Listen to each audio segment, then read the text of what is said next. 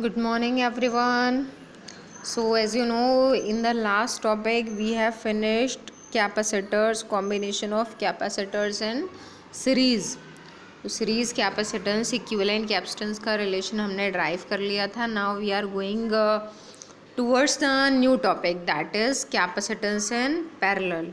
So if the capacitors are arranged in parallel combination, okay, so what should be the equivalent capacitance, what should be the relation of equivalent capacitance? So as you know, सबसे पहले कि जो आपका parallel combination होता है that is what, उसको define करना है सबसे पहले.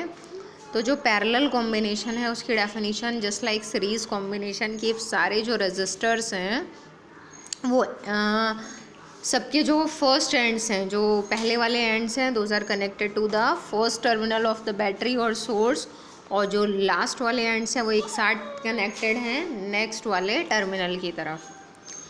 तो ये जो कॉम्बिनेशन है this is known as parallel combination. Okay, तो इसी तरह से यहाँ भी है कि जितने भी कैपेसिटर्स हैं उन सभी की जो पॉजिटिव प्लेट है वो सोर्स के फर्स्ट टर्मिनल से कनेक्टेड है, और जो नेगेटिव प्लेट्स हैं वो सभी सोर्स के सेकेंड टर्मिनल से कनेक्टेड है.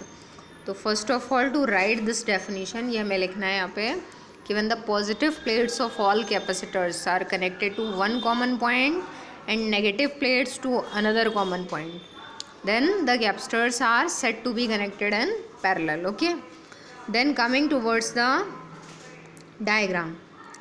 अब आते हैं डायग्राम पर. तो जैसा कि आपको पता है कि पैरेलल कॉम्बिनेशन में डिफरेंट ब्रांचेस होती हैं, और डिफरेंट ब्रांचेस की वजह से जो आपका रेजिस्टर्स का कॉम्बिनेशन था उसको अगर एक बार रिकॉल करें तो अगर डिफरेंट ब्रांचेस हैं और पैरेलल में कनेक्टेड है तो हमेशा पोटेंशियल डिफरेंस जो होता है वो कांस्टेंट रहता है. तो वही यहाँ पर भी कॉन्सेप्ट अप्लाई हो रहा है कि पैरेलल कॉम्बिनेशन में पोटेंशियल डिफरेंस हर एक कैपेसिटर में कांस्टेंट रहेगा, और कैपेसिटेंस जो है वो सभी की डिफरेंट है. गिवन है कि C1, C2 and C3 are the different कैपेसिटेंसेस.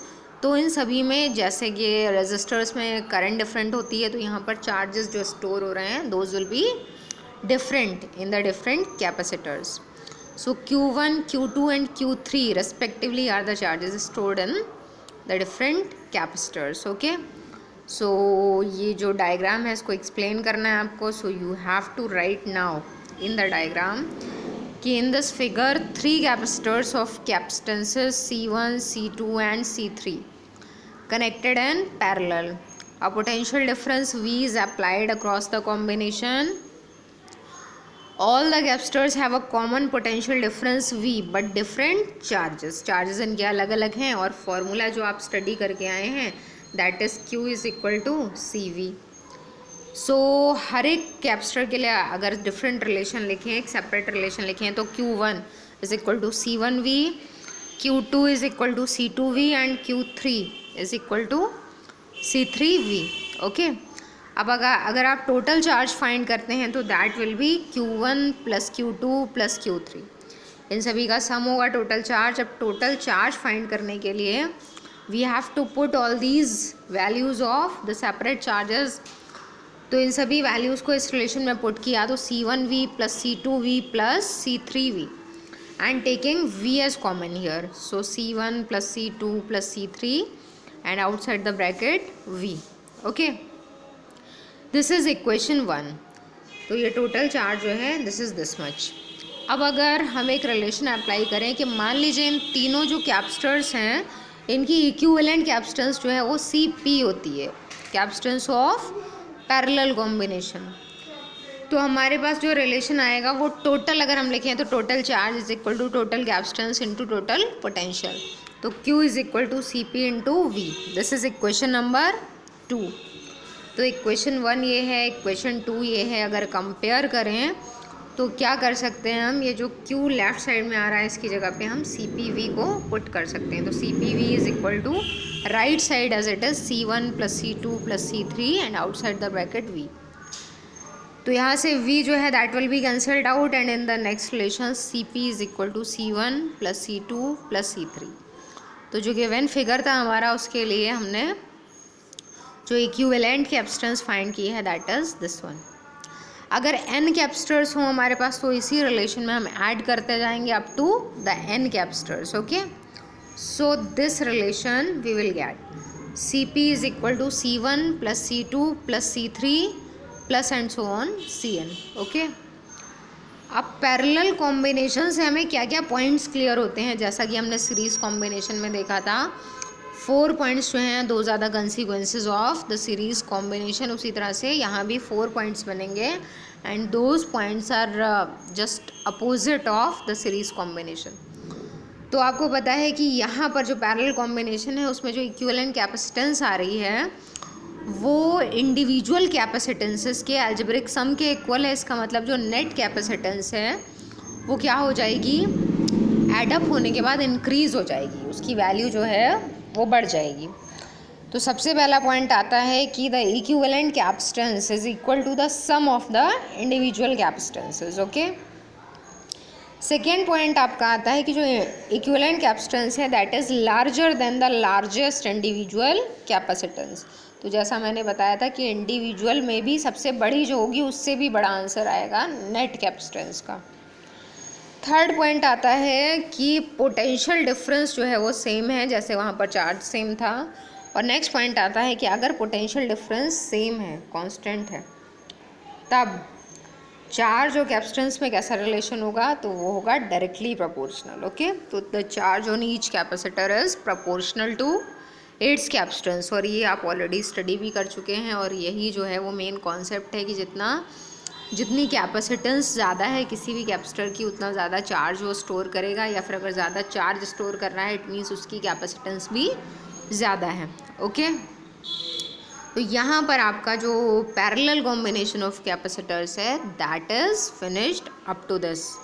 उसके बाद जैसा मैंने आपको बताया कि I have taken here one method to teach that we have to practice at least one numerical after the topic. अगर एक ही सिंगल न्यूमेरिकल की भी प्रैक्टिस अगर हम करते हैं तो that is very important to understand the topic कि जो रिलेशंस होते हैं, जो फॉर्मूले होते हैं वो कैसे अप्लाई होते हैं, how to apply the relation here. Okay, तो देखिए एक यहाँ पर ये डायग्राम दे रखा है, question is already written here कि find the equivalent capacitance of the combination of capacitors between the points A and B as shown in figure. Also calculate the total charge that flows in the circuit when a 100-volt battery is connected between the points A and B. तो this is the diagram which is given here. ये है diagram और इस diagram में आपको जैसे कि आप कॉम्बिनेशन ऑफ रेजिस्टर्स में सीरीज़ और पैरेलल दोनों को आइडेंटिफाई करके और इक्विवेलेंट रेजिस्टेंस फाइंड करते थे, ऐसे यहाँ पर ये मिक्स्ड कॉम्बिनेशन है या सीरीज़ पैरेलल आइडेंटिफाई करके जो ब्रांच जिसमें सबसे इजीली आइडेंटिफिकेशन हो रहा है वहाँ से स्टार्ट करते हैं और इक्विवेलेंट कैपेसिटेंस पहले फाइंड करेंगे, उसके बाद आप फाइंड करेंगे चार्ज. तो चार्ज फाइंड करने के लिए हम रिलेशन यूज़ कर लेंगे Q is equal to C V. We already दे रखा है 100 वोल्ट, तो पहले हमें C फाइंड करना पड़ेगा, C इक्विवेलेंट. तो मुझे लगता है कि इस डायग्राम को देखकर आइडेंटिफिकेशन करना बहुत टफ नहीं है कि कहाँ से स्टार्ट करें. तो एक तो ये क्लियर है कि ये जो थ्री कैपेसिटर्स आ रहे हैं 60, 60 एंड 60, ये तीनों सीरीज़ कॉम्बिनेशन में है क्योंकि यहाँ पर कोई भी जो जंक्शन है, कोई भी डिवाइडेशन पॉइंट नहीं आ रहा है. तो ये तीनों सीरीज़ कॉम्बिनेशन में है, तो बेटर होगा कि यहीं से स्टार्ट करें क्योंकि बाकी हर एक जगह जो है वो जंक्शन आ रहा है. तो बिना जंक्शन वाले पॉइंट से ही हम स्टार्ट करते हैं. तो 60, 60 और 60 का हमें सीरीज़ करना है और बहुत ज़्यादा ध्यान रखिएगा कि आप कंफ्यूज ना हो जाएं कि ये रेजिस्टर की तरह होगा. तो रेजिस्टर में तो अलजेब्रिक सम होता है सीरीज़ का, यहाँ पर रेसिप्रोकल करके ऐड करना है.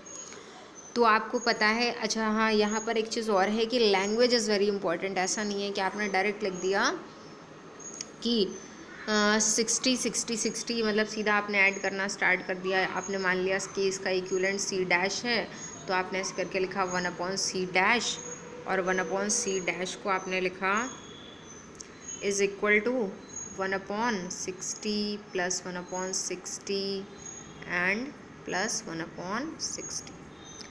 तो यहाँ पर ऐसा नहीं है, एक लाइन लिखनी पड़ती जैसे रजिस्टर में लिखते हैं. तो यहाँ आपको बताना पड़ेगा कि here 60, 60 and 60 microfarad capacitors are in series combination. So let their equivalent capacitance is C dash then, तब आप ये वाली लाइन लिखेंगे। फिर आपको पता है शॉर्ट ट्रिक भी है कि अगर तीनों सेम है या दोनों सेम है तो उसी के अकॉर्डिंग इक्विवेलेंट फाइंड कर लेते हैं। तो 1/60, अगर तीनों 60 हैं तो 1/3 जो है 60 का वो इक्विवेलेंट कैपेसिटेंस होगी। तो इनका 1/3 जो आएगा और 60 का वो 20 हो जाएगा। तो सी डैश कितना आ जाएगा 20 माइक्रोफैरड। तो इन तीनों का सीरीज़ कॉम्बिनेशन जो है वो 20 आ जाएगा। उसके बाद क्या करना है, अब जब ये 20 आ जाएगा तो एक ये 20 माइक्रोफैरड, एक ये वाला 10 माइक्रोफैरड और एक ये वाला 10 माइक्रोफैरड, तीनों ही जो है वो जंक्शन से निकल रही ब्रांचेस हैं। तो इसका मतलब तीनों कैसे कॉम्बिनेशन में है, पैरेलल। तो इन तीनों का अब आपको क्या करना है, पैरेलल। तो फिर से लिखना पड़ेगा कि now C dash 10 microfarad and 10 microfarad are in parallel combination. So अब मान लीजिए इनका इक्विवेलेंट आपने माना है सी डबल डैश। अब क्योंकि पैरेलल में डायरेक्ट ऐड करते हैं तो 20 जो अभी आंसर आया प्लस 10 और प्लस 10। ओके, तो इन तीनों को ऐड करा तो आंसर इज 40। तो 40 माइक्रोफैरड अब ये पूरा सॉल्व हो चुका है। और ये इस 40 के साथ कैसे कॉम्बिनेशन में आएगा, सीरीज़, क्योंकि ब्रांचेस सारी ख़त्म हो गई। तो 40 और 40 का क्या करना है, सीरीज़, और सीरीज़ का मतलब अपॉन करके ऐड करना है। तो कितना हो जाएगा, हाफ। तो लास्ट आंसर जो है वो कितना आ जाएगा, 20। ओके, तो लास्ट आंसर जो है आपका इक्विवेलेंट कैपेसिटेंस का आ चुका है कि C equivalent is equal to कितना आया, 20 माइक्रोफैरड। ओके, अब आपको क्या करना है, चार्ज फाइंड करना है। तो इसके बाद इजी है, चार्ज फाइंड करेंगे तो सी कितना हो गया 20 इंटू वी कितना है 100। माइक्रोफैरड से हम चेंज कर ही नहीं रहे हैं तो ये माइक्रो कूलम में ही आ जाएगा। ठीक है, तो ये कितना हो जाएगा आपका 2 इंटू 10⁻³ या 2000 माइक्रो कूलम। ओके, तो ये आंसर जो है आपका इस न्यूमेरिकल का है। तो it is very important to practice the numerical. Practice करिए, बिना देखे प्रैक्टिस करिए, then it will be good for you. जितनी आप प्रैक्टिस करेंगे न्यूमेरिकल्स की उतनी ही कैलकुलेशन पे भी कमांड होगी और उतने ही आप जो है वो मेथड्स यूज़ करना सीखेंगे। ऐसा नहीं है बहुत ईजी है और सीरीज़ पैरेलल आइडेंटिफाई करना आता है। बुक लेकर बैठिए और if any problem is there in solution, क्योंकि क्लासरूम हो या फिर ये ऑनलाइन स्टडी है, हर एक न्यूमेरिकल की, हर एक क्वेश्चन की प्रैक्टिस कराना जो है वो it is not possible because of time, क्योंकि सिलेबस एंड टाइम फिनिश कराना है। तो ये आप पे डिपेंड करता है कि एक मेथड अगर आपको बता दिया जाता है तो practice more and more numericals. Okay, so now that is done. इसके बाद आते हैं हम नेक्स्ट टॉपिक पर। तो आपका जो नेक्स्ट टॉपिक है आज के लिए वो है energy stored in a capacitor. बहुत इंपॉर्टेंट टॉपिक है ये, क्योंकि कैपेसिटर से रिलेटेड क्या क्या आता है एग्ज़ाम में। तो कैपेसिटर में जैसा कि आप पढ़ चुके हैं, पैरेलल प्लेट कैपेसिटर आपने स्टडी किया है, उसकी कैपेसिटेंस का रिलेशन, फार्मूलों को रिकॉल करते रहिए क्योंकि हर एक नेक्स्ट टॉपिक में पीछे वाले फार्मूले का यूज़ होगा। दिस इज़ मस्ट, ऐसा होता है हमेशा। तो ऐसा नहीं है कि नेक्स्ट वाला आप पढ़ रहे हैं तो पुराना वाला फार्मूला नहीं भी याद है तो काम चल जाएगा। So the capacitance of parallel plate capacitor in case of air between the plates, क्या रिलेशन था, epsilon not a upon D. Okay, तो उसका भी यूज़ होगा यहाँ पर। अब यहाँ आपने लिखा सबसे पहले energy stored in a capacitor. तो एनर्जी, क्योंकि कैपेसिटर को जब एक्सटर्नल सोर्स से, बैटरी से कनेक्ट किया जाता है तो कैपेसिटर की दोनों प्लेट्स पर चार्ज स्टोर होना स्टार्ट हो जाता है। और जब चार्ज स्टोर्ड है और चार्ज जो है वो मूव नहीं कर रहा है, जब तक कैपेसिटर को आप डिस्चार्जिंग के लिए नहीं लगाते हैं तब तक तो उसकी प्लेट्स पे चार्ज रहेगा। तो जब तक ये जो चार्ज है लाइक दिस कि आपने बैटरी से दोनों प्लेट्स का कनेक्शन कर दिया, ये सोर्स है, तो यहाँ चार्ज आ गया प्लस और यहाँ चार्ज आ गया माइनस। तो जब ऐसी कंडीशन होती है तो इसका मतलब कि अभी इसके पास एक एनर्जी है, इलेक्ट्रिक एनर्जी है, क्योंकि जैसे ही हम इसको कनेक्ट करते हैं किसी भी डिवाइस से तो ये डिस्चार्ज होना स्टार्ट हो जाता है। तो इसका मतलब कि ऑलरेडी इसके पास एनर्जी थी, वही इसकी इलेक्ट्रिक पोटेंशियल एनर्जी कहलाती है। तो सबसे पहले तो इलेक्ट्रिक पोटेंशियल एनर्जी जो है वो क्या होती है, तो we have to define this कि the work done in charging the capacitor is stored as its electrical potential energy. तो कैपेसिटर को चार्ज करने में उस पर जितना वर्क किया जाता है बैटरी के through, that is known as its electrical potential energy. अब इसके लिए आपको ड्राइव करना है रिलेशन। बहुत सारे फॉर्मूले होते हैं इलेक्ट्रिकल पोटेंशियल एनर्जी के।